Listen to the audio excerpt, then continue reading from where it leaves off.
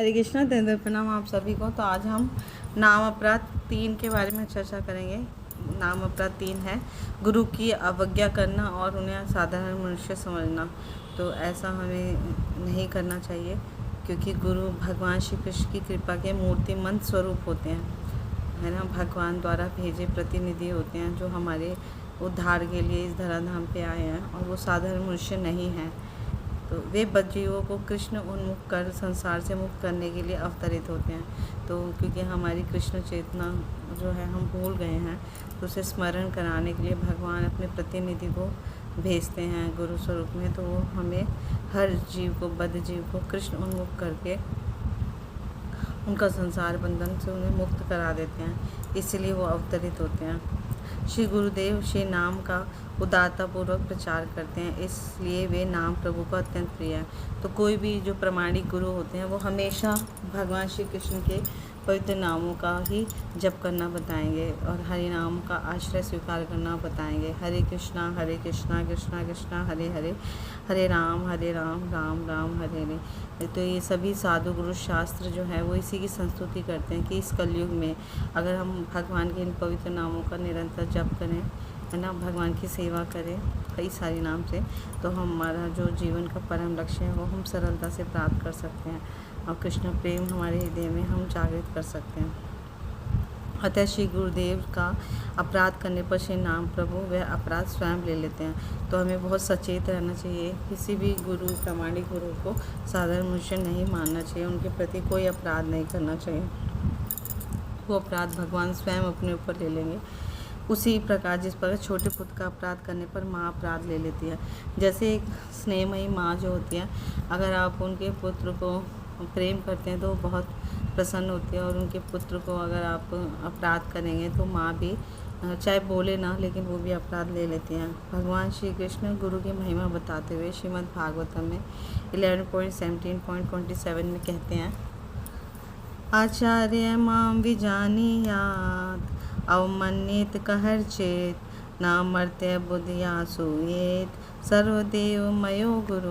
तो ये बहुत सुंदर श्लोक है जिसका अनुवाद है, मनुष्य को चाहिए कि आचार्य को मेरा ही स्वरूप जाने और किसी भी प्रकार से उनका अनादर नहीं करे, उन्हें सामान्य पुरुष समझते हुए उनसे ईर्ष्या द्वेष नहीं रखे, क्योंकि वे समस्त देवताओं के प्रतिनिधि हैं। तो आचार्य जो हैं वो भगवान का ही स्वरूप हैं और उनका अनादर नहीं करना चाहिए, उन्हें सामान्य पुरुष भी नहीं मानना चाहिए और किसी प्रकार का कोई ईर्ष्या द्वेष नहीं रखना चाहिए, क्योंकि वो समस्त देवताओं के प्रतिनिधि हैं। ऐसे भगवान स्वयं बोल रहे हैं अपने श्रीमुख से। तो हम इस श्लोक में देखते हैं कि भगवान श्री कृष्ण हमें गुरु को उनका ही स्वरूप मानने का निर्देश दे रहे हैं। श्री हरिनाम चिंतामणि में श्री हरिदास ठाकुर कहते हैं कि न केवल गुरु को श्री कृष्ण के समान आदर देना चाहिए, अपितु उनकी सभी निजी सामग्रियाँ जैसे उनके वस्त्र, जूते, चित्र, बिस्तर, चरणामृत आदि को भी बड़ा सम्मान प्रदान करना चाहिए। उनकी सेवा पूजा, उनका आराधना करनी चाहिए, पूजा करनी चाहिए या उन्हें मान सम्मान देना चाहिए। एक भक्त को गुरु के उच्चिष्ट को बड़ी श्रद्धा से ग्रहण करना चाहिए, क्योंकि गुरु के अवशिष्ट को वो अगर पाता है तो उसका धन्य भाग है और भक्ति में तीव्रता से प्रगति करता है। गुरु के समक्ष कभी भी स्वयं का बड़प्पन नहीं दर्शाना चाहिए, चाहे कोई कितना ही पढ़ा लिखा है, विद्वान है, प्रकांड विद्वान है, जब पर गुरु के सामने तृण से भी अधिक तुच्छ जानना चाहिए उसे, अपने आप को, है ना, और अपना कोई बड़प्पन, अभिमान, गर्व नहीं दिखाना चाहिए, दर्शाना चाहिए। जहाँ गुरु का दर्शन हो वहीं भूमि पर दंडवत लेटकर प्रणाम करना चाहिए। गुरु का दिव्य दर्शन करते ही हमें उनको प्रणाम अर्पित करना चाहिए। और चाहे गुरु देखे ना देखे, पर भगवान हमें हमेशा देखते हैं कि हमारे हृदय में कितना मान सम्मान है गुरु के प्रति, हम कितना आदर भाव रखते हैं अपने गुरु के प्रति। तो गुरु की आज्ञा को कभी भी नहीं टालना चाहिए, चाहे कितना बड़ी गुरु महाराज ने हमें आज्ञा दी है या छोटी आज्ञा दी है, कभी भी आज्ञा की अवहेलना नहीं करनी चाहिए, क्योंकि जब गुरु आज्ञा देते हैं ना तो साथ में अपनी शक्ति भी देते हैं। तो वो शक्ति, उसी शक्ति के माध्यम से हम वो कार्य कर पाते हैं। हमारे निज प्रयास या शक्ति से हम कुछ भी नहीं कर पाते। गुरु हमें बहुत प्रकार से हमेशा शक्ति देते हैं, है ना, उत्साह देते हैं। तो इसलिए हमें कभी भी उनकी आज्ञा का नहीं टालना चाहिए। हमें अति दीनता पूर्वक गुरु के चरणों की रज धारण कर उन्हें प्रसन्न करने वाला आचरण करना चाहिए। जिससे गुरु प्रसन्न हो वही कार्य हमें करना चाहिए। उनकी चरणों की रज धारण करके, यानी कि उनका दीन ही सेवक मानकर उन्हें प्रसन्न करने के लिए हमेशा आचरण करना चाहिए। इन सबसे अधिक महत्वपूर्ण रूप से हम उनकी शिक्षाओं का आदर करना चाहिए और सदैव उनका पालन करना चाहिए। उनकी वाणी से और सबसे ज़्यादा महत्वपूर्ण है, जो भी वो निर्देश देते हैं, आदेश देते हैं या प्रवचन में बोलते हैं, हमें उनका सदैव पालन करना चाहिए, आत्मसात करना चाहिए उनके शब्दों को, उनकी शिक्षाओं का आदर करना चाहिए और अपना जीवन उनकी शिक्षाओं के अकॉर्डिंग ही जीना चाहिए। तो ऐसे हम गुरु का पूर्ण रूप से हम गुरु के प्रति शरणागत हो जाते हैं और इससे हम भक्ति में तीव्रता से प्रगति करते हैं। गुरु पवित्र भगवान नाम व श्री कृष्ण की शिक्षाओं का प्रचार करते हैं एवं भगवान से विमुख हुई उनकी संतानों को उनके प्रति उन्मुख करने का कार्य करते हैं। अतः वे हरिनाम प्रभु को सर्वाधिक प्रिय हैं। गुरु की अवज्ञा करने का अर्थ है भगवान श्री कृष्ण की कृपा को ठुकराना। ऐसी अवस्था में एक साधक जप द्वारा किस प्रकार भगवान नाम की कृपा याचना कर सकता है। तो अगर हम जानेंगे गुरु की महिमा, तो गुरु जो है वो भगवान श्री कृष्ण की शिक्षाओं का प्रचार करते हैं और हमेशा वो भगवान के सर्वाधिक प्रिय हैं, उनके प्रतिनिधि हैं। तो हमें उनका मान सम्मान और उनके प्रति सेवा में सचेत रहना चाहिए। तो जब हम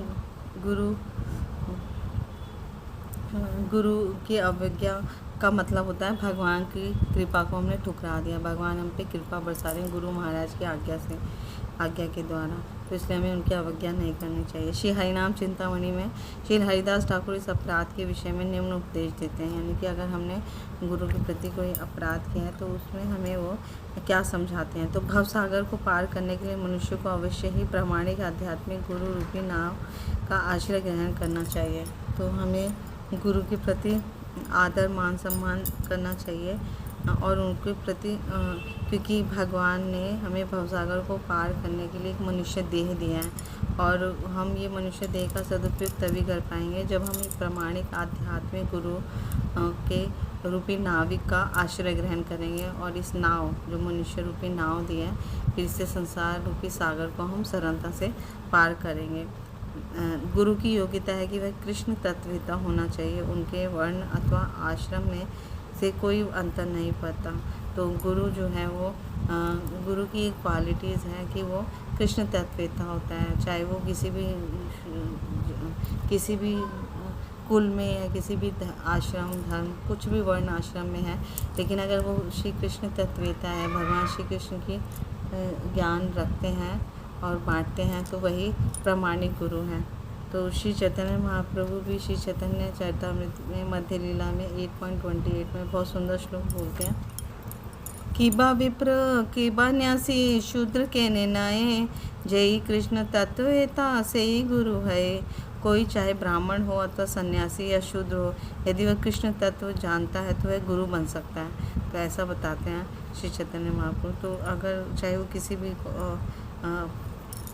कुल या आश्रम में, किसी वर्ण आश्रम में, अगर वो भगवान श्री कृष्ण के बारे में तत्व अच्छे से जानते हैं तो वह गुरु बन सकते हैं। तो थर्ड पॉइंट बता रहे हैं श्री हरिदास ठाकुर श्री हरिनाम चिंतामणि में, गृह त्याग करने मात्र से व्यक्ति कृष्ण भक्ति प्राप्त नहीं कर सकता, अपितु उसे किसी प्रामाणिक आध्यात्मिक गुरु की शरण लेनी ही चाहिए। कई लोगों को हमने देखा कि घर त्याग के सन्यासी बन जाते हैं या सन्यासी जैसा आचरण करने लग जाते हैं, लेकिन वो तब तक कृष्ण भक्ति या कृष्ण प्रेम या मनुष्य जीवन का लक्ष्य प्राप्त नहीं कर पाते जब तक वो किसी प्रामाणिक आध्यात्मिक गुरु की शरण नहीं ले लें। तो ये नितांत आवश्यक है किसी भी प्रामाणिक आध्यात्मिक गुरु की शरण लेना। 4. दीक्षा गुरु वह है जो हमें कृष्ण नाम प्रदान करते हैं और शिक्षा गुरु वह हैं जो भजन तत्व की शिक्षा देते हैं। हमें दोनों का ही समुचित सम्मान करना चाहिए। शिक्षा गुरु वही शिक्षा प्रदान करे जो दीक्षा गुरु द्वारा प्रमाणित हो। तो ये हमें बहुत सीखना है कि शिक्षा गुरु तो बहुत सारे हो सकते हैं पर दीक्षा गुरु एक ही होता है, पर हमें सम्मान दोनों का ही करना है। और शिक्षा गुरु भी वही शिक्षा देता है जो दीक्षा गुरु द्वारा प्रमाणित है। फिर ये अत्यंत महत्वपूर्ण है कि हम संप्रदाय के आदि गुरु के प्रति कृतज्ञ रहे और उन्हें अपना सर्वप्रथम शिक्षा गुरु माने। हमारी इस्कॉन संस्था के आदि शिक्षा गुरु हैं शिल प्रभुपाद, और शिल प्रभुपाद की ही शिक्षाओं का सब सारे गुरु जो हैं हमारे प्रामाणिक स्रोत में जितने भी गुरु हैं, है ना, गुरु वर्ग आचार्य जितने भी हैं, वो सब उन्हीं की शिक्षाओं का प्रचार प्रसार कर रहे हैं अभी प्रेजेंट में, वर्तमान समय में। तो हमारे आदि शिक्षा गुरु शिल प्रभुपाद जी हैं, उन्हीं के ग्रंथों का, है ना, प्रचार प्रसार सभी गुरु कर रहे हैं, इसलिए वो उनकी शिक्षाएं, सबकी शिक्षाएं सेम है, समान है। 6. गुरु शिष्य का संबंध स्थापित करने से पूर्व गुरु एवं शिष्य दोनों को ही एक दूसरे के विषय में भली भांति जान लेना चाहिए। तो जब हम दीक्षा लें किसी भी गुरु से, तो हमें जल्दबाजी नहीं करनी चाहिए, जिससे भी हमारा हृदय का कनेक्शन मिले, है ना, और उनके साथ 1, 2 साल 4 साल हम जब व्यतीत कर लेते हैं उनके अंदर, उनके शेल्टर लेके शरणागत होकर हम सीखते हैं, तो इस तरह से गुरु भी हमें जानते हैं और शिष्य भी गुरु को जान लेता है भली भांति, उसके बाद ही हमें दीक्षा लेनी चाहिए। 7. साधक को चाहिए कि वह केवल वैष्णव गुरु को ही अपना गुरु चुने। किसी मायावादी को गुरु धारण करना आत्मघाती हो सकता है। तो जो भी अपने भक्ति के प्रति सचेत हैं, है ना, सावधान है, तो उन्हें समझ लेना चाहिए कि गुरु का चुनाव जो है वो प्रामाणिक स्रोतों के आधार पर किया जाना चाहिए। और अगर गुरु वैष्णव हैं तो बहुत ही सुंदर है उसका जीवन, क्योंकि वैष्णव गुरु ही जो है वो प्रामाणिक गुरु होते हैं और वो भगवान श्री कृष्ण की सेवा में स्वयं भी रहते हैं और अपने शिष्यों को भी रत रखते हैं। तो ऐसे ही किसी भी साधक को चाहिए कि ऐसे ही वैष्णव गुरु का चुनाव करे अपने जीवन में। अगर वो जाने अनजाने मायावादी गुरु को चुन लेता है तो उससे उसका जीवन नष्ट भ्रष्ट हो सकता है, आत्मघाती हो सकता है। तो बहुत सावधान होना चाहिए गुरु चुनते वक्त। एक शिष्य के लिए गुरु परम आराध्य है। गुरु सदैव शिष्य को कृष्ण की उपासना करने का निर्देश देते हैं। इस निर्देश का पालन करना चाहिए। उपासना सर्वप्रथम श्री गुरु की करनी चाहिए, परंतु भोग सर्वप्रथम भगवान श्री कृष्ण को लगाना चाहिए। तो हम देखते हैं हमारे मंदिर में हम गुरु के माध्यम से भगवान को हर सेवा देते हैं और भगवान स्वीकार करते हैं, लेकिन जब हम भोग ऑफर करते हैं तो पहले भगवान को ऑफर करना चाहिए और फिर उसके बाद वो गुरु को अर्पित करना चाहिए। 9. गुरु त्याग करना निंदनीय है, परंतु यदि असत्संग के प्रभाव से गुरु पथभ्रष्ट हो जाए तो गुरु त्याग किया जा सकता है। गुरु को चाहिए कि शिष्य जब भ्रष्ट हो जाए तो गुरु से प्रताड़ित करके सही मार्ग पर लेकर आए, अन्यथा वह शिष्य का त्याग भी कर सकते हैं। तो बहुत इंपॉर्टेंट है, ये कभी कभी होता है, रेयर पर होता है किसी किसी के जीवन में कि गुरु त्याग करना पड़ता है, लेकिन किस अवस्था में करें, अपने सीनियर से, अपने मेंटर से अच्छे से डिस्कस करें। और असत्संग के प्रभाव में कभी कभी कोई गुरु जो होते हैं वो पथभ्रष्ट हो जाते हैं, तो ऐसी विशेष परिस्थिति में ही गुरु का त्याग कर सकता है कोई शिष्य। और कभी कभी होता है शिष्य भ्रष्ट हो जाते हैं, तो ऐसे में गुरु जो है उसे डांट के प्रताड़ित करके अगर सही मार्ग पर ले आते हैं तो बहुत अच्छा है, अगर नहीं आते तो वो शिष्य का भी त्याग कर सकते हैं गुरु। तो ये भी एक विशेष परिस्थिति है, ऐसा अक्सर नहीं होता, सम टाइम विशेष परिस्थिति में हो जाता है कभी कभी। नंबर 10. जो साधक गुरु के प्रति दृढ़निष्ठ एवं समर्पित रहते हैं वे हरिनाम धन प्राप्त कर ही लेते हैं। तो अगर गुरु के प्रति जो जितना ज़्यादा समर्पित होगा शिष्य, जो जितना पूर्ण रूप से शरणागत होगा 100%, उसको एट लास्ट भगवान श्री कृष्ण का प्रेम, है ना, हरिनाम धन प्राप्त हो ही जाता है। तो निष्कर्ष रूप में श्री गुरु हरिनाम प्रभु का प्रचार करते हैं, अतः वे हरिनाम प्रभु को अतिशय प्रिय हैं। यदि हम ऐसे श्री गुरु का अपराध करते हैं तो हरिनाम प्रभु उस अपराध को स्वयं ले लेते हैं। तो हमें ध्यान देना होगा कि भगवान अपने जो प्रिय प्रतिनिधि होते हैं, मतलब भगवान के जो प्रतिनिधि हैं गुरु, उनके प्रति हमें अपराध से बचना चाहिए, नहीं तो वो अपराध भगवान स्वयं ले लेंगे और हम भक्ति में गिर सकते हैं, पतन हो सकता है। तो अगर इसमें कोई नाम अपराध, इस नाम अपराध से अगर कभी हो भी जाए तो उससे छुटकारा कैसे हमें मिलेगा। तो किसी भी साधक को चाहिए कि वह श्री गुरु को अपना एकमात्र हितैषी जानकर उनके चरणों में संपूर्ण श्रद्धा से अपना सब कुछ समर्पित करते हुए उन्हें श्री कृष्ण का ज्ञान प्रदान करने की याचना करें। तो जब हम गुरु प्रथम बार दर्शन करते हैं या हमारा हृदय किसी गुरु के प्रति बहुत आदर भाव रखते हैं और हम चाहते हैं, तो हमें उनके उनके उनके प्रति 100% श्रद्धा उत्पन्न करनी चाहिए और सब कुछ तन मन धन सब कुछ समर्पित करके भगवान श्री कृष्ण का ज्ञान प्रदान करने की याचना करनी चाहिए। और शास्त्रों में वर्णित श्री गुरु की महिमा को जाने और अपनी पूर्ण शक्ति से उनकी सेवा करने का प्रयत्न करें। तो जब हम गुरु धारण करते हैं, है ना, शुरुआत में ही, तो हमें अपने आचार्य वर्ग से या मेंटर से या किसी से भी पहले शास्त्रों के प्रति, शास्त्रों में श्री गुरु की महिमा जो जो बताई है उसको अच्छे से हृदयंगम करना चाहिए हमें, और पूर्ण रूप से फिर पूर्ण शक्ति जितना भी हमारा सामर्थ्य है उससे हमें अपने गुरु की सेवा करना का प्रयत्न करना चाहिए। चाहे हम असफल हो या सफल हो, पर गुरु की सेवा करना ही हर साधक का मुख्य कर्तव्य है। तो प्रामाणिक गुरु एक शिष्य को केवल श्री कृष्ण की सेवा में ही लगाते हैं ताकि शिष्य का कल्याण हो सके।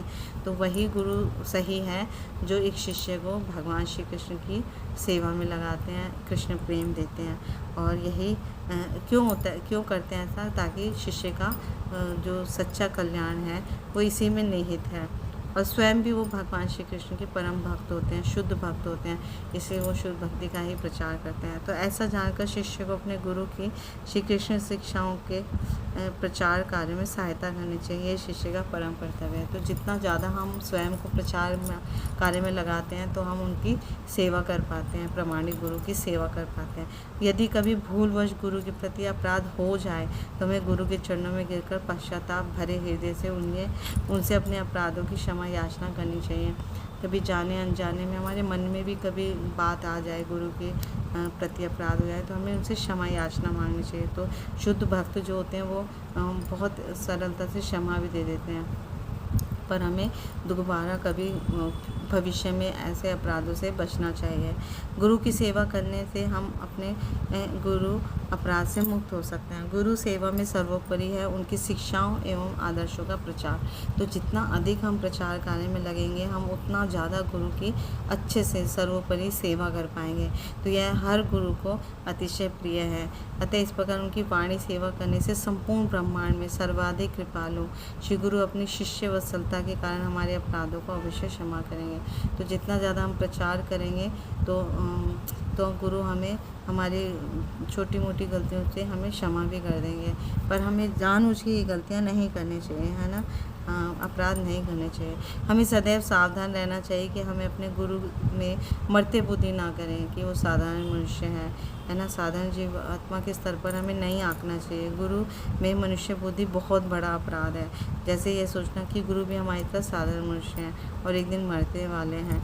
गुरुनिष्ठ भक्तों का संग करने से हम गुरु के प्रति अपनी श्रद्धा प्रकट करते हैं। जो सीनियर वैष्णव हैं, जिनके गुरु के प्रति असीम आस्था है, अटूट आस्था है, श्रद्धा है, उनका हमें संग करना चाहिए, उनसे शिक्षा ग्रहण करनी चाहिए, उनका ही प्रवचन सुनने चाहिए। और ऐसी अवस्था में गुरु के प्रति अपराध होने की संभावनाएं नगण्य रह जाती हैं। तो इस अपराध से हम सरलता से मुक्त हो जाते हैं अगर हम उनकी संगत में रह के हम हमेशा सुनते रहते हैं गुरु के प्रति, है ना, कि कैसे हमें सेवा करनी है, गुरुनिष्ठ भक्त बनना है ना, और कैसे हम गुरु के प्रति अपनी श्रद्धा को प्रगाढ़ करें।